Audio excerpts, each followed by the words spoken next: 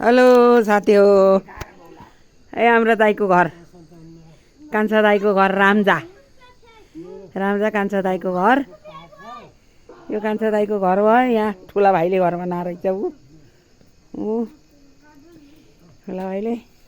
यो ज्ञाने कान्छा भाइको दाइको घर हो यो दाइको घर कान्छा दाइको घर भाउजू लुक्र काम गर्दै हुनुहुन्छ हाम्रो भाउजूले तरकारी काट्न लाउनु हाई भनिदिनु भाउजू दाइ हाम्रो अब यता जान लाउनु छ हाम्रो भाउजूको किचन दाइ हाम्रा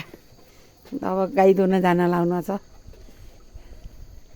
हाम्रो दाइको हाई भनिदिनु दाइ अब दाइको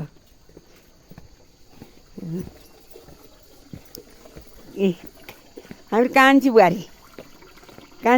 यहाँ पानी आउँदैछ कति सुविस्ताहरू हो यहीँ पानी छ यहाँ यी बाँसगारी ए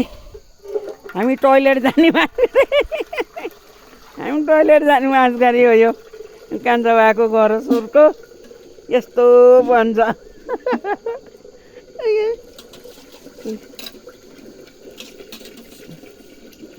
अब बाँसगारी हाम्रा कान्छा भएको भनौँ कि हजुर भएको भनौँ बाँसगारी हो यो यहाँ दाइको गोठ यतातिर छ दाइको गोठ भयो तरकारी लाउनु भएको छ यहाँ यस्तो अरेर त्यहाँ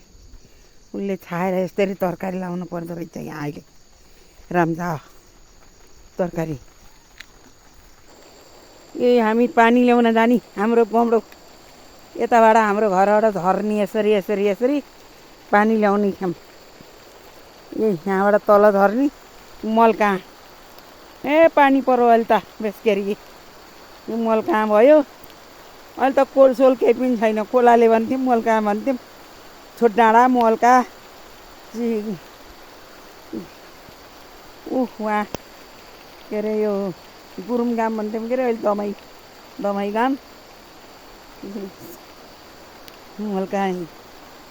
छोट डाँडा यता उहाँ त ढिउरु कहाँ जाने बाटो सब यस्तो जङ्गल छ यहाँ त पुरा जङ्गल छ राम हामी तल झरेर खोइ कुवा हाम्रो पोखरीको कुवा त यस्तो जङ्गल छ छैन कतै